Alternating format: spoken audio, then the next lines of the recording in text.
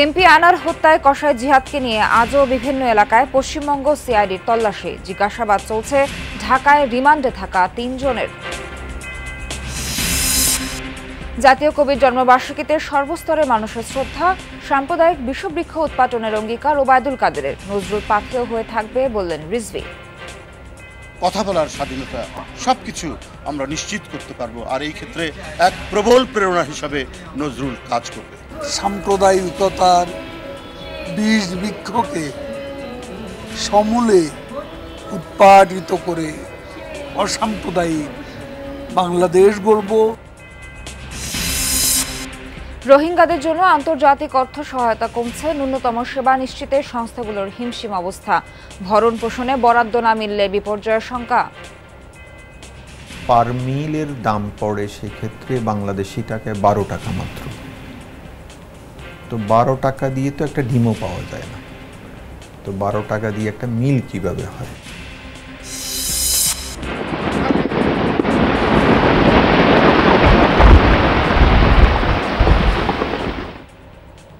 Papua নিউগিনিতে ভয়াবহ ভূমিধসে নিখোঁজের সংখ্যা ৩০০ ছড়ালো। আশঙ্কা প্রাণহানির শতাধিক, ক্ষতিগ্রস্ত ৬টি গ্রাম।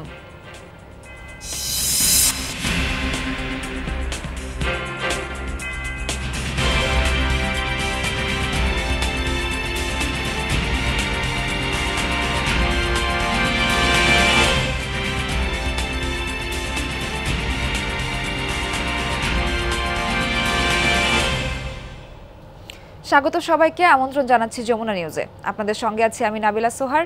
এতক্ষণ দেখছিলেন শিরোনাম, এবারে বিস্তারিত। বঙ্গবাজারে 10 তলা পাইকারি মার্কেট নির্মাণ সহ বিভিন্ন উন্নয়নমূলক কাজের ভিত্তিপ্রস্তর স্থাপন শেষে বক্তব্য রাখছেন প্রধানমন্ত্রী শেখ হাসিনা। সরাসরি যাচ্ছি সেখানে। বর্জ্য ব্যবস্থাপনায় আপনাদের সহযোগিতা দরকার। যেখানে সেখানে যত্রতত্র ময়লা না ফেলা, নির্দিষ্ট জায়গায় ফেলা, এবং সিটি কর্পোরেশনকে এটাই বলবো যে নির্দিষ্ট জায়গায় ফেলে সেই ময়লাগুলির জন্য সংগ্রহ করে যেগুলি যথাযথ ব্যবস্থাপনা করা, যাতে শহরটা পরিষ্কার পরিচ্ছন্ন থাকে। সামনে কোরবানির ঈদ আসবে, আমাদের আরেকটা অনুরোধ, যেখানে সেখানে পশু কোরবানি দেবেন না, তাতে প্রত্যেকটা জায়গা নষ্ট হয়, আবর্জনা হয়। সেই ক্ষেত্রে আমার সিটি কর্পোরেশন না, সারা বাংলাদেশেই আমার এটা নির্দেশ রয়েছে, এবং আমি এটা আরও উদ্যোগ নেব যে প্রত্যেক জায়গায় কোরবানির জন্য, পশু কোরবানির জন্য আধুনিক প্রযুক্তি সম্পন্ন ব্যবস্থা রাখতে হবে। যার যার পশু নিয়ে যাবে, নাম্বার থাকবে, সেটা কাটা হলে সেটা পরিষ্কার করে তার কাছে তার জিনিস পৌঁছে দেবে। আর একটা পশু যখন জবাই হয়, তার রক্ত, চামড়া আর এমনকি বর্জ্যগুলিও কিন্তু কাজে লাগে, সেগুলো কিন্তু রিসাইকেল করা যায়। এই যেখানে সেখানে এগুলি না করা, সে বিষয়ে সবাইকে অবশ্যই নজর রাখতে হবে। আরেকটা অনুরোধ করবো, এখানে আমাদের আর্কিটেক্ট, ইঞ্জিনিয়ার, তাদেরও একটু বেখেয়ালিপনা আছে। একটা পুকুর দেখলেই সেখানে একটা দালান তোলার প্রবণতা, অথচ এই ঢাকা শহর এক সময় খাল পুকুর ভরা ছিল, বাতাসটাও ঠান্ডা থাকতো, এত চমৎকার ছিল। বেশিরভাগ খাল বন্ধ হয়, সেখানে বক্স কালভার্ট করা হয়েছে, নয় বন্ধ করে দালান কোঠা করা হয়েছে। পুকুরগুলি একে একে প্রায় বন্ধ, কাজে এগুলি এখন খালগুলি অনেকগুলি উদ্ধার করা হচ্ছে। কিন্তু দয়া করে যেখানেই যে পরিকল্পনা নেন, জলাধারগুলি সংরক্ষণ রাখবেন। জলাধার সংরক্ষণ রাখলে বাতাসটাও পরিচ্ছন্ন থাকে, এত গরম হয় না, কারণ এত ইলেকট্রিক জিনিস ব্যবহার হয়, এত ওয়েব চলে, মোবাইল ফোন থেকে শুরু করে সব ক্ষেত্রে, যার জন্য বাতাসটা পলিউশন হয়। সেদিকে বিশেষভাবে সকলকে নজর দিতে হবে। আর যেখানে সেখানে এই একটু জায়গা পেলেই একটা নির্মাণ কাজ, সেটা হবে না, পরিকল্পিতভাবে করতে হবে। যেগুলি হয়ে গেছে কিছু করার নেই। তারপর আমি বলবো, যখন পার্কগুলি করা হয় খুব সুন্দর, কিছুদিন পরে দেখা যায় যে সে পার্কে বাচ্চাদের খেলার জিনিস নষ্ট, ময়লা আবর্জনা, আড্ডাখানা অথবা মাদক সেবনের জায়গা হয়ে যায়। এখানে আমাদের ওয়ার্ড কমিশনার আছেন, সিটি কর্পোরেশন আছেন, এবং স্থানীয় লোক আছে। আপনার যার যার এলাকা অবশ্যই আপনাকে দেখতে হবে এই পার্কগুলি যেন এভাবে যথেচ্ছাচার ব্যবহার না হয়, মাদকা সেবনের জায়গা না হয়, আর সেই জায়গাগুলি যেন নষ্ট না হয়। যার যার ওয়ার্ডের সৌন্দর্য বর্ধন, পরিচ্ছন্নতা এবং সেগুলিকে সুন্দর করা, এটা কিন্তু প্রত্যেকের দায়িত্ব। মনে রাখতে হবে জনগণ ভোট দিয়ে আপনাদেরকে নির্বাচিত করেছে, এটা আপনার একটা দায়িত্ব এই কাজগুলি করার। সেইভাবে আপনারা যদি উদ্যোগ নেন, অবশ্যই সরকারের পক্ষ থেকে সব রকম সহযোগিতা বা সিটি কর্পোরেশন থেকে সেই সহযোগিতা আপনারা পাবেন। পার্কগুলি পরিষ্কার পরিচ্ছন্ন রাখবেন, সেটাই আমরা চাই। ইতিমধ্যেই আমরা চাই আমাদের দেশ যত উন্নতি হচ্ছে, মানুষের অর্থনৈতিক কার্যক্রম বাড়ছে, সেই সাথে তাল মিলিয়ে চলতে হয়। ইতিমধ্যে মেট্রো রেল আমরা করে দিয়েছি এবং এটাতে একটা শেষ হয়েছে, ঢাকা শহরে আরও কয়েকটা মেট্রো রেল হবে, কিছু উপর দিয়ে যাবে, কিছু পাতাল দিয়ে যাবে। সেইভাবেই কিন্তু আমরা পরিকল্পনা করেছি, সেইভাবে পরিকল্পনা মাফিক আমরা এগিয়ে যাব। এলিভেটেড এক্সপ্রেসওয়ে করে দিয়েছি, ঢাকার সঙ্গে অন্যান্য জেলা সংযোগ সেটা যাতে আরও সহজ হয় সে ব্যবস্থা করা হচ্ছে। আর ঢাকার আশেপাশে 4টা কর্নারে 4টা হোলসেল মার্কেট, শুধুমাত্র কারওয়ান বাজার বা একটা জায়গার উপর নির্ভরশীল থাকে, লোক সংখ্যা বেড়ে গেছে, সেটা না করে আমরা 4 জায়গায় 4টা হোলসেল মার্কেট করে যাতে মানুষ বাইরের থেকে পণ্য আনতে পারে, আবার সহজে মানুষ সেটা কিনতে পারে এবং পরিবহন করতে পারে, সেই সুযোগটা সৃষ্টি করার ব্যবস্থাও আমরা নিয়েছি। আমরা ট্রাক টার্মিনাল, বাস টার্মিনাল সেগুলো আরও উন্নত মানের করা এবং সেটাও এইভাবে হিসাব করে করা, সেটা দিকে আমাদের দৃষ্টি আছে, সেটা আমরা করতে চাই। সব থেকে বড় কথা, পরিবেশ রক্ষার জন্য আপনাদের কাছে আমার অনুরোধ, যার যেখানে একটু জায়গা আছে আপনারা একটু গাছ লাগান, একটা ফুলের গাছ লাগান, একটা ফলের গাছ লাগান, যাই লাগান একটু কিছু লাগান। ছাদ বাগান, এখন তো ছাদ বাগান একটা নতুন, এই ছাদটা যদি আপনার মাথার উপরে থাকে আপনার ঘরটা কিন্তু ঠান্ডা থাকে।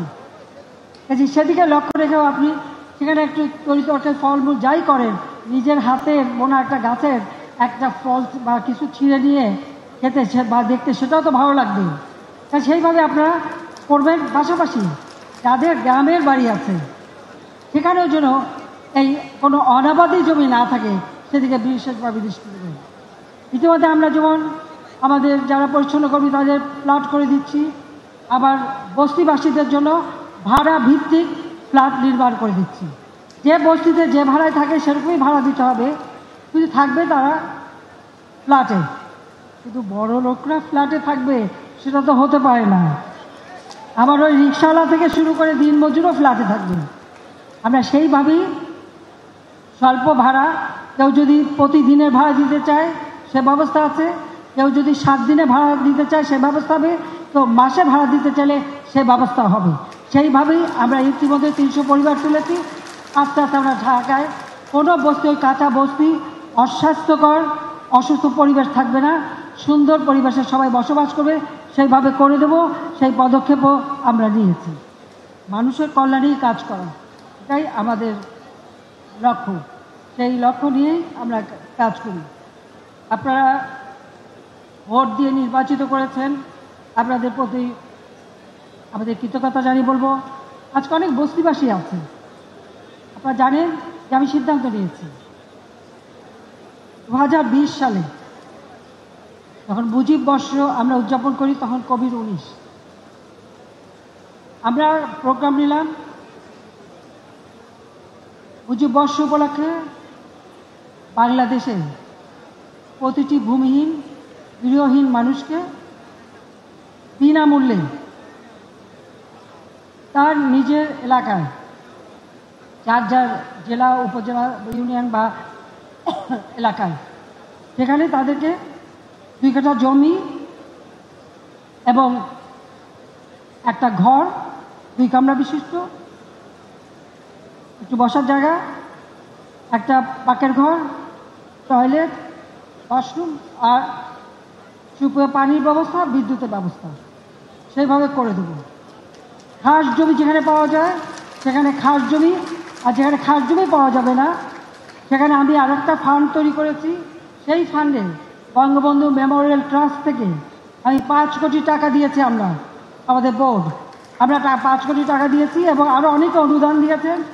আমরা যেখানে জমি পাওয়া যাচ্ছে না জমি কিনে আমরা এই ভূমিহীন গৃহহীন মানুষকে ঘর করে দিচ্ছি। বঙ্গবাজারে 10 তলা পাইকারি মার্কেট নির্মাণ সহ বিভিন্ন উন্নয়নমূলক কাজের ভিত্তিপ্রস্তর স্থাপন শেষে বক্তব্য রাখছেন প্রধানমন্ত্রী শেখ হাসিনা। সরাসরি যুক্ত ছিলাম সেখান থেকে। ঝিনাইদহের এমপি আনোয়ারুল আজিম আনার হত্যায় জড়িত এবং হেফাজতে থাকা জিহাদকে নিয়ে তল্লাশি অভিযান চালাচ্ছে পশ্চিমবঙ্গ সিআইডি। শনিবার ভারতীয় সময় সকাল 10টা নাগাদ ভাঙড়ের কৃষ্ণমাটি এলাকায় শুরু হয় তল্লাশি। কলকাতা পুলিশের ডিজাস্টার ম্যানেজমেন্টের একটি দল ফের নেমেছে বাগজোলা খালে। তাদের সাথেই রয়েছে জিহাদ হাওলাদার, কারণ তার তথ্য অনুযায়ী গত সন্ধ্যা পর্যন্ত অভিযান চালিয়েও মরদেহের কোনো খণ্ডাংশ খুঁজে পাওয়া যায়নি ওই এলাকায়। তবে কিছু কিছু গণমাধ্যমের দাবি একটি পচা দুর্গন্ধযুক্ত ব্যাগ উদ্ধার করা হয়েছিল গত রাতে। তাতে মরদেহের অংশবিশেষ রয়েছে কিনা তা পরীক্ষার জন্য পাঠানো হয় ফরেনসিক বিভাগে। শুক্রবার বারাসাত মুখ্য আদালতে হাজির করা হয় আসামি জিহাদকে। তার বিরুদ্ধে খুন, অপহরণ, তথ্য নষ্ট করা, ভুল তথ্য দেয়া এবং ষড়যন্ত্রের অভিযোগ আনা হয়। আদালত সেসব আমলে নিয়ে জিহাদ হাওলাদারকে 12 দিনের সিআইডি হেফাজতে দেন।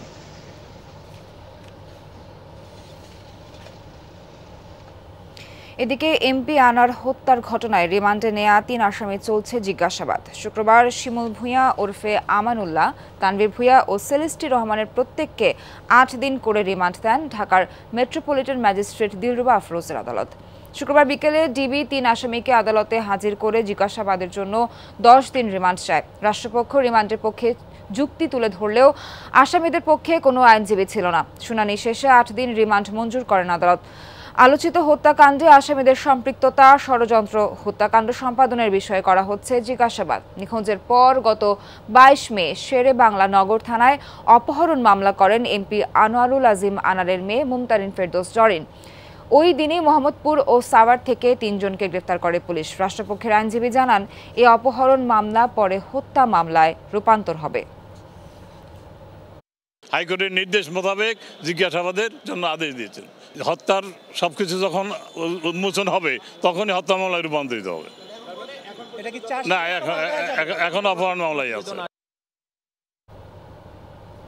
এ বিষয়ে আরো জানাতে কলকাতা থেকে যুক্ত হচ্ছেন সহকর্মী সুকান্ত চট্টোপাধ্যায়। সুকান্ত, এমপি হত্যা তদন্ত এবং মরদেহ উদ্ধার অভিযানের আসলে সবশেষ কি তথ্য আছে আপনার কাছে, আমাদেরকে বিস্তারিত জানাবেন। দেখুন, আজ সকাল ভারতীয় সময় 10টা নাগাদ কিন্তু কলকাতা পুলিশের ডিজাস্টার ম্যানেজমেন্টের একটা টিম আবার কিন্তু এই খালে অর্থাৎ বাগজোলা খালে নামে এবং এই কৃষ্ণমাটি গ্রামের যে অঞ্চলে জিহাদ এমপির যে দেহ টুকরো ফেলেছে সেই জায়গাটাতে আবার তারা তল্লাশি অভিযান শুরু করেছে। গতকাল সন্ধ্যায় যেহেতু সূর্যাস্তের পরে আলো নেমে যায়, সেই হেতু তারা তদন্ত স্থগিত রেখে তারা চলে যায়। আজ সকাল থেকে কিন্তু আবার তারা তদন্ত শুরু করেছে এবং তল্লাশি অভিযান শুরু করেছে। বোট নামানো হয়েছে, তার সঙ্গে কিন্তু তেমন গতকালকেও ড্রোন দিয়ে খোঁজার কাজ চলছিল। আজকেও কিন্তু সেই ড্রোন নামানোর প্রচেষ্টা চলছে, তার প্রস্তুতি চলছে এবং যে ডুবুরিরা তারা কিন্তু এই যে বিস্তীর্ণ প্রায় 1 কিলোমিটার অঞ্চল নদীর দুপাশে কিন্তু সেই আবার তল্লাশি শুরু করেছে। এই তল্লাশি অভিযান দেখার জন্য কিন্তু গ্রামবাসীরা উৎসুক হয়ে এই যে খালের 2 পাশে কিন্তু তারা দাঁড়িয়ে রয়েছে। একদিকে সিআইডি রয়েছে, তার সঙ্গে কলকাতা পুলিশের ডিজাস্টার ম্যানেজমেন্ট রয়েছে, নিউ টাউন থানার পুলিশ রয়েছে। সব মিলিয়ে কিন্তু এখন উত্তেজনার পারদ যথেষ্ট চরমে রয়েছে। তার কারণ সবাই চাইছে যে এই মামলার একটা নিষ্পত্তি হোক।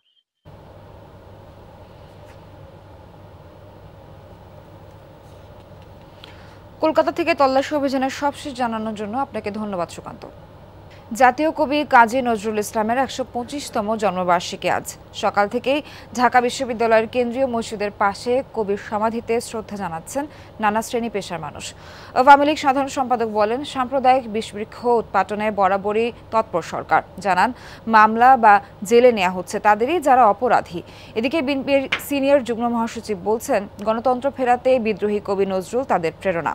কবি পরিবারের দাবি, জাতীয় কবির জন্মদিনে ঘোষণা করা হোক জাতীয় ছুটি।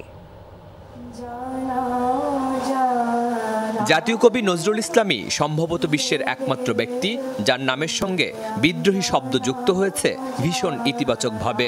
বহুমাত্রিক প্রতিভার অধিকারী এ কবির 125তম জন্মবার্ষিকীতে শ্রদ্ধা জানিয়েছেন বিভিন্ন শ্রেণী পেশার মানুষ। শ্রদ্ধা জানিয়েছেন কবি পরিবারের সদস্যরাও। কাজী নজরুল ইসলাম আমাদের জাতীয় কবি, তার জন্মদিবসে ছুটির ঘোষণা করা হোক, সেটা এখনো হয়নি। নজরুল রচনাবলী হচ্ছে আমাদের জাতীয় সম্পদ, সেই রচনাবলী যেন বিলম্বে অবিলম্বে, আমি প্রতি বছরই বলি, অবিলম্বে অনুবাদের মাধ্যমে পৃথিবীর সকল ভাষাভাষী মানুষের কাছে পৌঁছে দেওয়া হোক। আমরা তাকে মানবতার কবি বলি। তিনি কোনো সম্প্রদায়ের কবি ছিলেন না, তিনি সকল সম্প্রদায়কে তিনি সমান চোখে দেখতেন, সমান শ্রদ্ধাবোধ তার ছিল। মসজিদের পাশে কেন সমাহিত হতে চেয়েছিলেন নজরুল? কে জানে এই প্রশ্নের উত্তর, কিন্তু সবাই এক বাক্যে বলছেন কেবল রাজনীতিতে নয়, ব্যক্তি আর সামাজিক জীবনেও ভীষণ প্রাসঙ্গিক নজরুল। সব সময়ে তিনি একজন প্রাসঙ্গিক ব্যক্তি, আর এই প্রাসঙ্গিকতার কারণেই আমরা নজরুলকে ধারণ করি, চর্চা করি। সম্পাদক থাকাকালীন সময়ে তিনি ব্রিটিশ রাজের বিরুদ্ধে কবিতাও লিখেছেন, কারাগারও গিয়েছেন। সামাজিক সাংস্কৃতিক সংগঠনের পাশাপাশি শ্রদ্ধা জানিয়েছে বিভিন্ন রাজনৈতিক দল। নজরুলের সমাধিস্থলে এসেও পরস্পর বিরোধী বক্তব্য দিয়েছেন আওয়ামী লীগ ও বিএনপি নেতারা। আজও আমরা গণতন্ত্র হারা, অধিকার হারা এক ভয়ঙ্কর স্বৈরতন্ত্রের মধ্যে আমরা রুদ্ধশ্বাস পরিস্থিতির মধ্যে আছি। এই পরিস্থিতির প্রতিটি ক্ষণ, প্রতিটি মুহূর্ত নজরুল আমাদেরকে উদ্বুদ্ধ করছে প্রতিবাদের জন্য।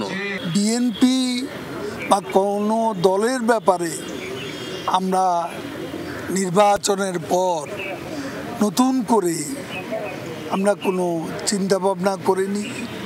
কাউকে নির্যাতন করব, জেলে পাঠাবো রাজনৈতিক দলের, কিন্তু রাজনৈতিক দলের কেউ যদি অপরাধ করে থাকে, দুর্বৃত্তদের শাস্তি করতেই হবে, জনস্বার্থে, জাতীয়।